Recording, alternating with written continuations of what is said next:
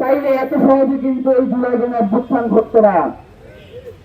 কিন্তু এই মিলিটারির মধ্যেই হয়তো এমন কিছু মানুষ রয়েছে যারা এখনো এই আওয়ামী সেবাদাস, এই ভারতীয় সেবাদাসদেরকে লালন পালন করে প্রশ্রয় দিয়ে বাংলাদেশের স্বাধীনতা সার্বভৌমত্বকে থেকে দ্বিতীয় দেওয়ার একটা চেষ্টা করছে।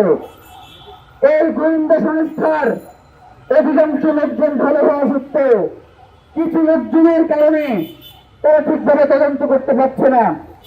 তো এইখানে আমি মনে করি যে সরকারের পুরো নিয়ন্ত্রণ নিজের হাতে নিয়ে কিভাবে এই খুনের বিচার যথাযথভাবে সম্পন্ন করা যায় সেটাই সরকারকে সেই পদক্ষেপ গ্রহণ করতে হবে।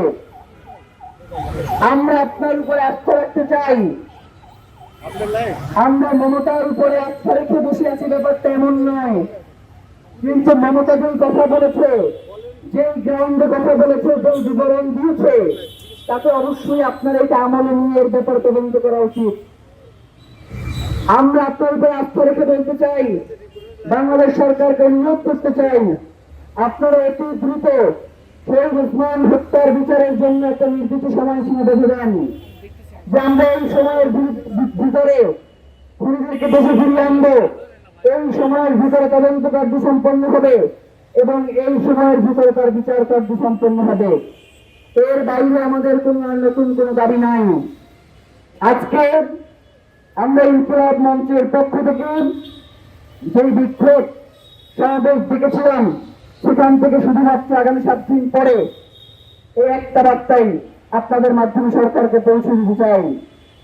সরকার যাতে আমাদেরকে একটা সুনির্দিষ্ট রূপরেখা প্রণয়ন করবে, তিনি এতদিনের মধ্যে বিচার করবে, নয়তো আগামী শুক্রবার, এই শুক্রবার থেকে আগামী শুক্রবারের মধ্যে সরকার যদি সুনির্দিষ্ট কোন তথ্য বা সুনির্দিষ্ট সময়সীমা প্রণয়ন করতে না পারে, বাংলাদেশের জনগণকে সাথে নিয়ে আমরা এই শাহবাগে অবস্থান কর্মসূচি দিতে বাধ্য হব। এই অবস্থান কর্মসূচি কোথায় গিয়ে শেষ হবে আমরা জানি না।